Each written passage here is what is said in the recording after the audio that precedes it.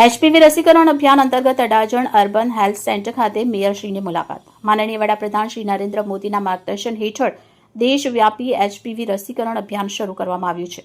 14 થી 15 વર્ષની કિશોરીઓને ગર્ભાશયના મુખના કેન્સરથી સુરક્ષા મળે તે માટે આ રસી અત્યંત મહત્વપૂર્ણ માનવામાં આવે છે. આ અભિયાન અંતર્ગત પાત્રતા મુજબ જે કિશોરીઓએ 14મો જન્મદિવસ ઉજવ્યો હોય અને રસીકરણના પ્રારંભથી 90 દિવસની અંદર 15 વર્ષ પૂર્ણ કરતી હોય, જન્મ તારીખ 1/1/2011 થી 29/2/2012 તે કિશોરીઓને રસી આપવામાં આવી રહી છે. આ સંદર્ભે અડાજણ અર્બન હેલ્થ સેન્ટર ખાતે ચાલી રહેલ એચપીવી રસીકરણ કામગીરીની મેયર દક્ષેશભાઈ માવાણી દ્વારા સ્થાનિક કોર્પોરેટરો સાથે મુલાકાત લઈને સમીક્ષા કરવામાં આવી. આરોગ્ય કર્મચારીઓ દ્વારા કરવામાં આવતી કામગીરી અંગે માહિતી મેળવી અને વધુમાં વધુ પાત્ર કિશોરીઓ આ અભિયાનનો લાભ લે તે માટે માર્ગદર્શન આપવામાં આવ્યું. સુરત મહાનગરપાલિકા દ્વારા શહેરના તમામ પાત્ર કિશોરીઓને આ અભિયાનનો લાભ લેવા માટે અપીલ કરવામાં આવે છે. રિપોર્ટર ચેતન તરી, બુલેટ 26 ગુજરાત ન્યૂઝ, સુરત.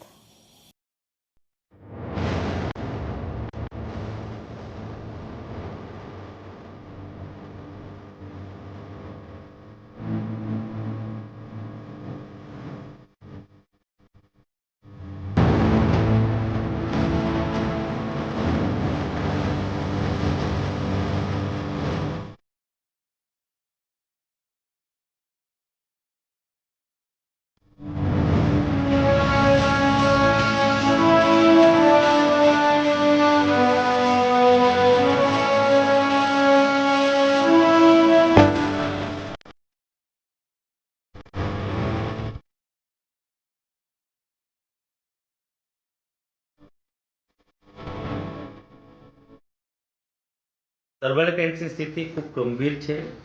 તેમાં મહિલાઓના ગર્ભાશયના મુખના કેન્સર તમામ નોંધાતા કેન્સરમાં બીજા ક્રમે છે. મને કહેતા આનંદ થાય છે, આદરણીય પ્રધાનમંત્રીશ્રીએ 28 ફેબ્રુઆરીએ અજમેર રાજસ્થાનથી આ રસી વિનામૂલ્યે આપવા પ્રારંભ કરાવ્યો છે. તેના અંતર્ગત ગુજરાતના યશસ્વી મુખ્યમંત્રી શ્રી ભૂપેન્દ્રભાઈ પટેલે રાજ્યવ્યાપી આ રસી મુકાવવાનો પ્રારંભ કરાવ્યો છે. મને કહેતા આનંદ થાય છે, સુરતમાં તમામ આરોગ્ય કેન્દ્રમાં આ રસી મુકાવવાનો પ્રારંભ થઈ ગયો છે.